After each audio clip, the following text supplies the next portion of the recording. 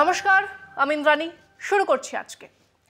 বাঙালি সম্পর্কে কথাটা বাঙালিদের মধ্যেই প্রচলিত হলো, খোঁজ নিয়ে দেখেছি প্রত্যেকটা কমিউনিটিতে, প্রত্যেক ভাষাভাষীদের মধ্যেই প্রচলিত।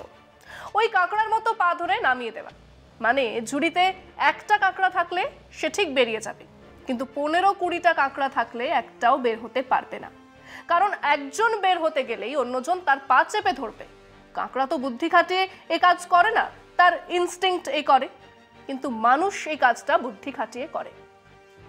বহুকাল আগে দেখেছিলাম এক মানুষকে, তিনি যখন উচ্চ প্রতিষ্ঠানের উচ্চ পদে আসীন, তো সেই তিনি এবং তার বন্ধু, আপাতত ধরুন ক বাবু আর খ বাবু, একই পদে ছিলেন, কিন্তু তাদের ওপরে একটাই পদ ছিল, তো দুজনের মধ্যে একজনকে বাদ যেতেই হবে।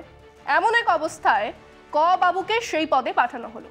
খ বাবু অফিসের সমস্ত লোকজনকে জড়ো করে ক বাবুকে অভিনন্দন জানানোর অনুষ্ঠান করলেন, তাতে মালিককেও ডাকা হলো।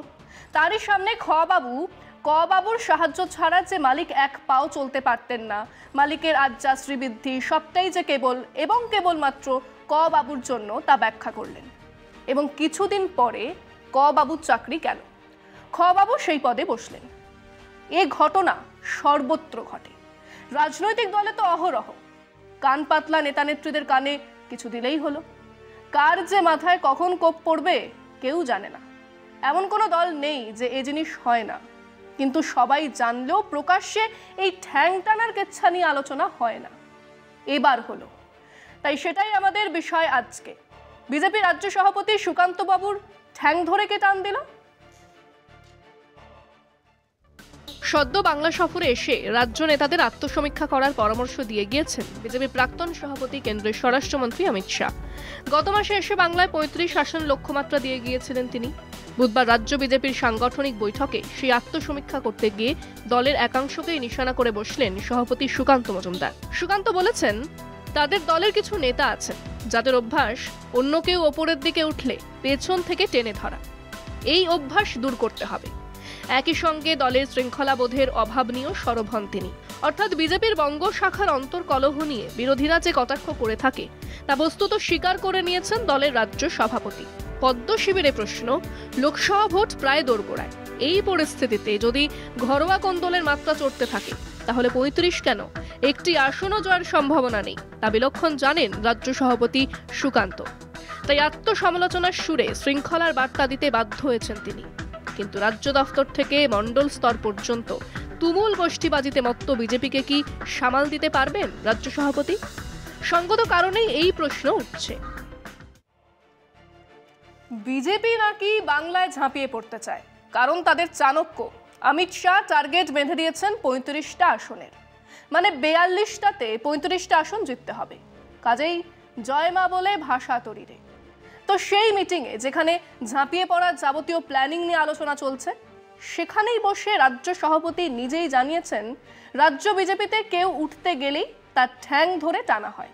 এ কথা তিনি জানালেন দিল্লি থেকে আসা নেতাদের। হুজুর, ঠ্যাং ধরে টান দিলে 35 কেন, 3টে আসনও কি জুটবে? না, ঠিক এটা বলেননি, কিন্তু ভাবখানা প্রায় এরকমই ছিল। অতএব মূল প্রশ্নে ফেরা যাক। ঠ্যাং ধরে মানে রাজ্য সভাপতির ঠ্যাং ধরে কে টানিতেছে? দলের সভাতে সুকান্ত বাবু তো মিথ্যে কথা বলেননি। প্রথমেই যে নামটা মনে আসতে পারতো সেটা অনুপম হাজরা। তো সেই ডক্টর হাজরা আপাতত ঢাল নেই, তরোয়াল নেই, নিধিরাম সর্দার, তার যাবতীয় পদ কেড়ে নেওয়া হয়েছে।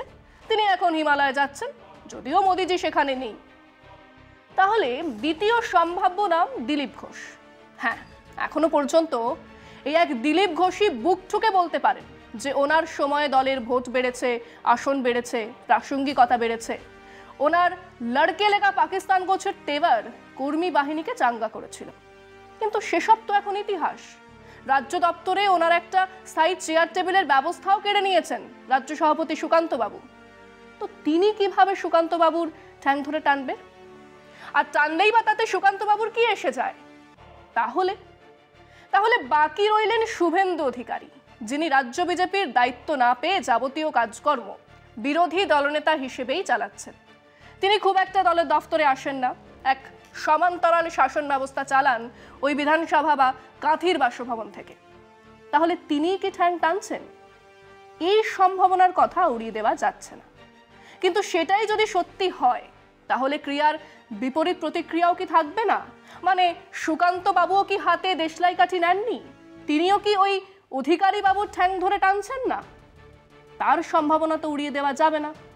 তাহলে এবার প্রশ্ন, রাজ্য বিজেপির দুই শীর্ষ নেতা যদি একে অন্যের ঠ্যাং ধরে টানেন তাহলে ওই টার্গেট 35-এর কি হবে? সেটাই আমাদের দর্শকদের জিজ্ঞেস করেছিলাম। রাজ্য বিজেপির নেতারা একে অন্যের ঠ্যাং ধরে টানাটানি করছেন, একথা স্বয়ং রাজ্য সভাপতি সুকান্ত মজুমদারই বলেছেন। সেক্ষেত্রে অমিত শাহের টার্গেট 35-এর কি হবে? শুনুন মানুষজন কি বলেছে। 450 টাকায় গ্যাস পৌঁছাবো, 5টি অঙ্গরাজ্যের নির্বাচনের সময়টা ঘোষণা করা হলো, বাস্তবে সেটা হলো না। মানুষ বিভ্রান্ত হচ্ছে একবার, দুবার, তিনবার, কিন্তু মানুষ এবার উচিত শিক্ষা হয়তো দেবে। বর্তমান বিজেপির যা বর্তমান অবস্থা, পশ্চিমবাংলায় বিশেষ করে নিজেদের মধ্যে যা দ্বন্দ্ব, আর এমনি সাংগঠনিক অবস্থা কোথাও কোনো কিছু নেই, অবাস্তব একদম। অবশ্যই রাখা সম্ভব, কারণ জানেন বিজেপি একটা সাংগঠনিক দল, অর্গানাইজেশন দল। এখানে নেতাদের শুধুমাত্র আমাদের রাজ্য নেতারা কে কি বলছে সেটার থেকে বড় বিষয় হচ্ছে এই ভোটটা, পুরো লোকসভার ভোটটা মোদিজিকে দেখে হয়।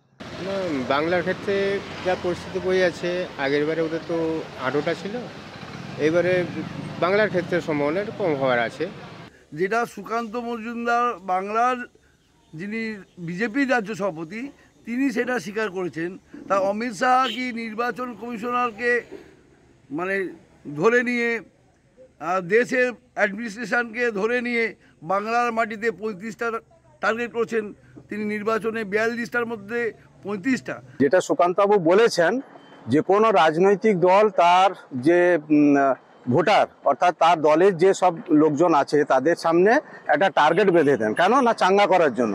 কিন্তু সংগঠন যদি মজবুত না হয় তাহলে কিন্তু সেই টার্গেটে কোনোদিনই পৌঁছানো সম্ভব না। 2021 সালের বিধানসভা নির্বাচনে মোদি এবং অমিত শাহর ডেলি প্যাসেঞ্জারই কিন্তু একদম বোল্ড আউট হয়ে গেছিল, সেটা বাংলার মানুষ 2021 সালেই প্রমাণিত করে দিয়েছে। পশ্চিমবাংলার রাজনীতি তো ওই রকমই, আজ এ আছে কাল সে আছে। তবে আমাদের একটা আশা যে একটা কেউ আসুক নতুন, ভালো যদি কাজ করে। দেরিতে হলেও বুঝতে পেরেছে সুকান্ত মজুমদার নিজেদের কোন্দল কোনোদিনই মিটবে না। অমিত শাহ বলতে পারে যে 35টা আসন উনি দলের কেন্দ্রীয় নেতা, তিনি এসে বলতে পারেন 42টা আসন পেতে পারি, কিন্তু বাস্তবের মাটি কিন্তু সে কথা বলছে না। শুধু পেপারে মিডিয়ার মাধ্যম দিয়ে তো আর 35টা আসনের লক্ষ্য পূরণ করা যায় না, তার জন্য সাধারণ মানুষের কাছে আসতে হয়। যা রেজাল্ট যেবারে গতবারে যা হয়েছিল 18খানা সিট পেয়েছিল, তার থেকে এবারে কিছুটা হলেও বেশি হবে। স্বপ্ন দেখা ভালো, এটা দিবা স্বপ্ন। 35টা আসন কোনো মতেই হবে না। মুখে অনেক কিছু বলা যায়, মানুষ, বাংলার মানুষ আগামী 2024-এ রায় দিবে। ইন্ডিয়া জোটের পক্ষে আগামী দিনে ভোট হবে, মানুষ তাকিয়ে আছে। আগে অনেকবার বলেছি, আবার বলি, বাংলার মাটিতে এই হিন্দুত্বের চাষবাস, বিশেষ করে বিজেপি আরএসএস মার্কা চাষবাস করা ভারী কঠিন।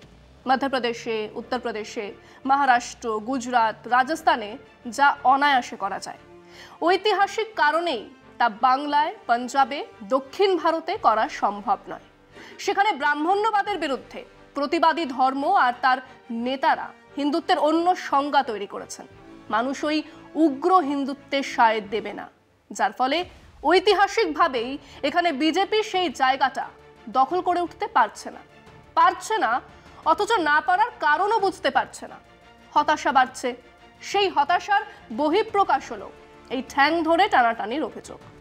হাত আর গলা জড়াজড়ি করে চললেও আগামী লোকসভা নির্বাচনে এই বাংলাতে 5টা কি 6টা আসন পাওয়াতেও প্রচুর ঘাম ঝরাতে হবে স্যার। আর তারপরে ওই ঠ্যাং টানাটানি শুরু হবে, যদি অবশ্য ঠ্যাং থাকে। আজকে পর্যন্তই। দেখতে থাকুন কলকাতা টিভি, রাত দিন 7 দিন।